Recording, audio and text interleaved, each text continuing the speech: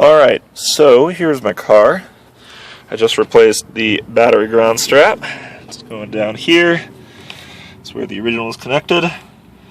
There's another ground strap going out to the mount there on the transmission. Okay. So everything looks connected up as far as I can see. It was running just fine. Everything was connected normally.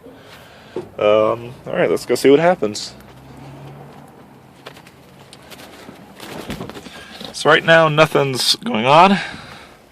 However,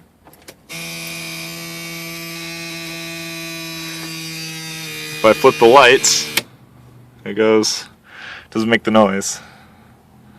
But then again, my glow plug light gets all dark. If I flip it, I don't know what's going on. And nothing.